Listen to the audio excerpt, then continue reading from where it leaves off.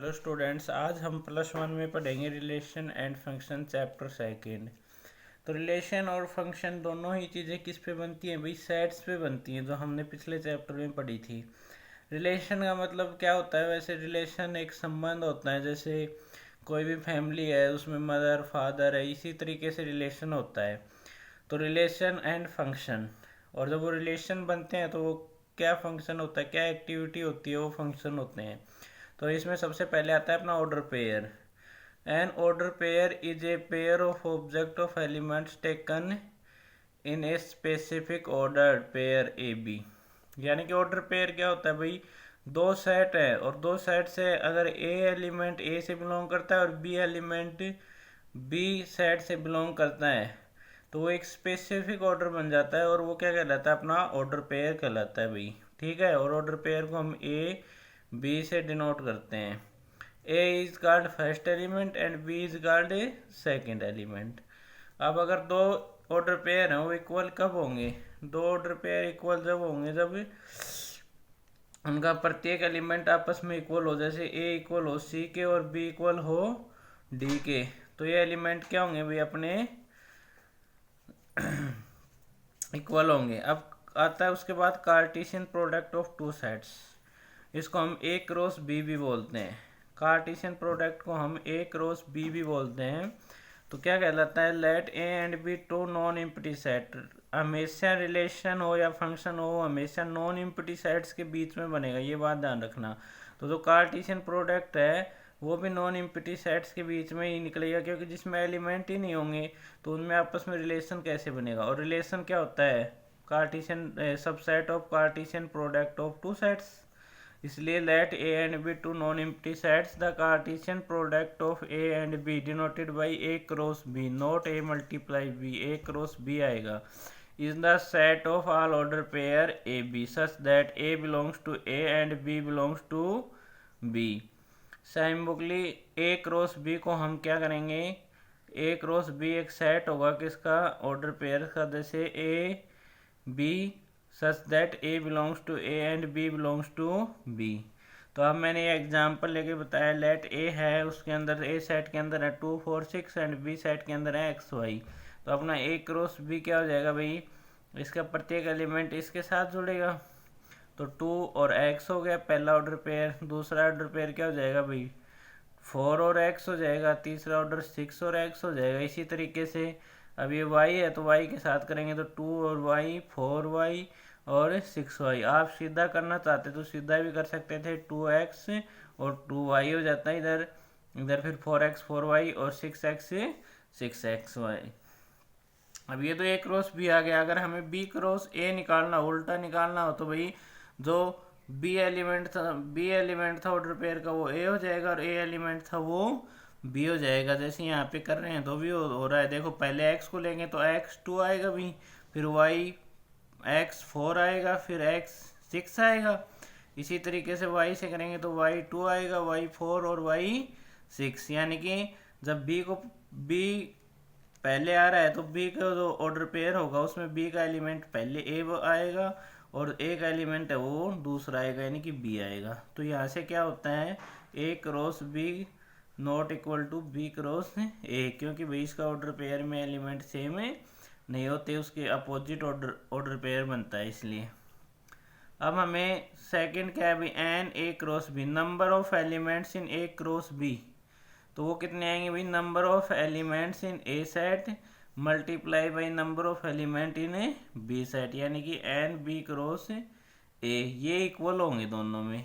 Thus A cross B and B cross are equivalent. Equivalent set कौन से होते हैं भाई? जिसके अंदर नंबर ऑफ एलिमेंट्स इक्वल होते हैं वो इक्विवेलेंट सेट होते हैं। अब अगर हमें नंबर ऑफ एलिमेंट्स निकालने हैं ए क्रॉस बी में, तो अपने यहाँ कितने अभी 6 आ रहे हैं ना ए क्रॉस बी में, 1 2 3 4 5 6, ये ऑर्डर पेयर गिनेंगे हम।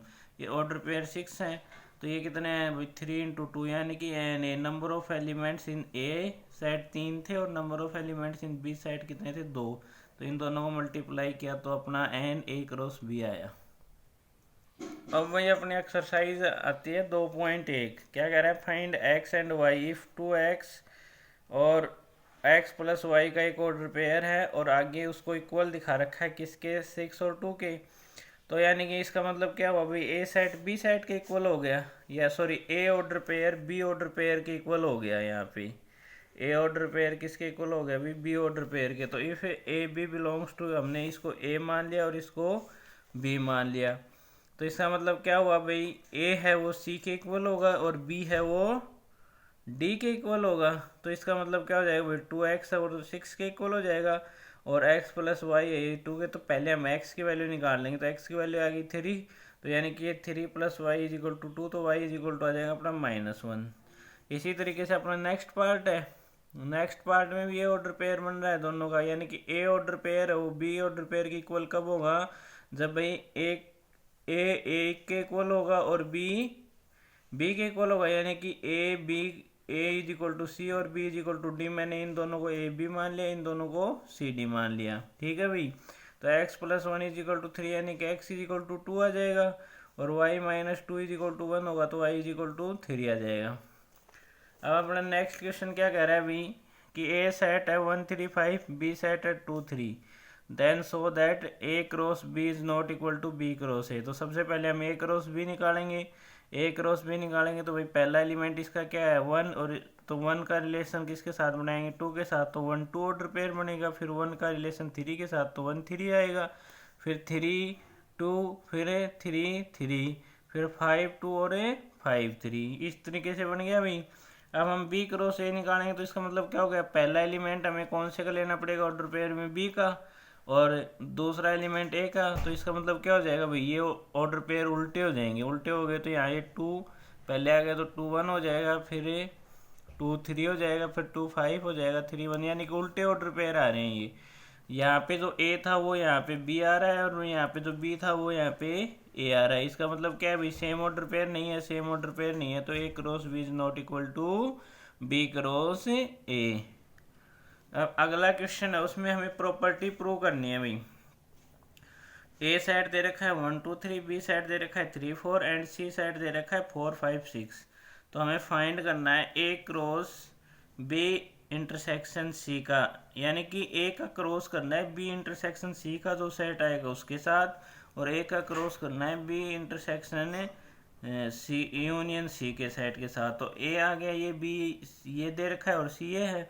तो अब हम पहले सबसे पहले बी इंटरसेक्शन सी सेट निकालेंगे। तो बी इंटरसेक्शन सी सेट निकालेंगे तो इन दोनों के अंदर कॉमन क्या आ रहा है भाई, अपना 4।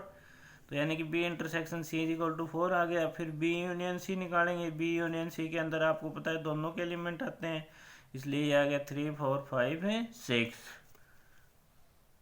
तो वही अब देखो भाई, A intersection B, A cross B intersection C का सेट क्या था, तो बी इंटरसेक्शन 4 था, इसका क्रॉस करेंगे तो 1 4 2 4 और 3 4 बन गया।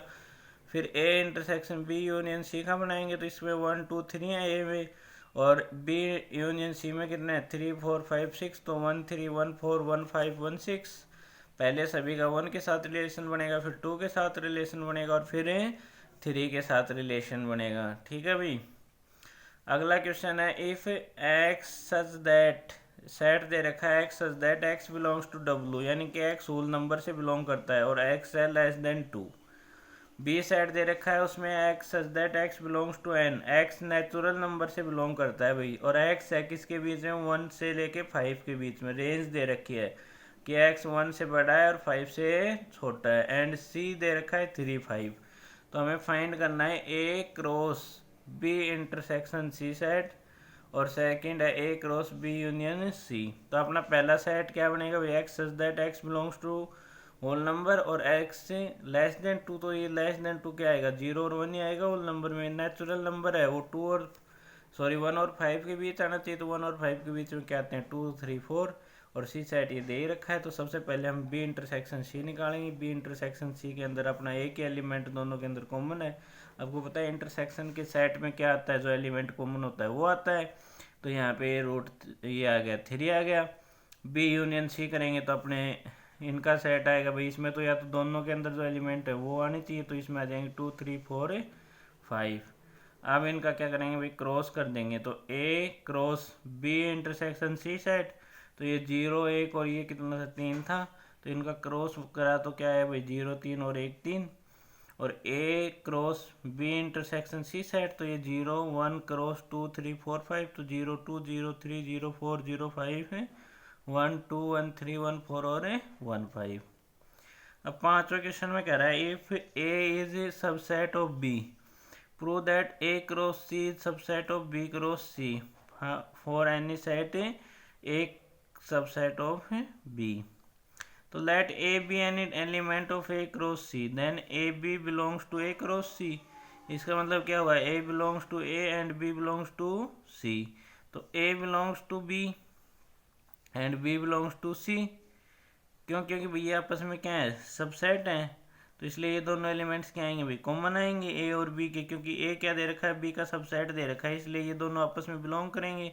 तो यानी कि ए बी ऑर्डर पेयर है वो बी क्रॉस सी से भी बिलोंग करेगा, और ए ऑर्डर पेयर है वो ए क्रॉस सी से भी बिलोंग कर रहा था, हमने माना था। तो इसलिए ये दोनों आपस में क्या हो जाएंगे भाई, एक दूसरे के सबसेट हो जाएंगे।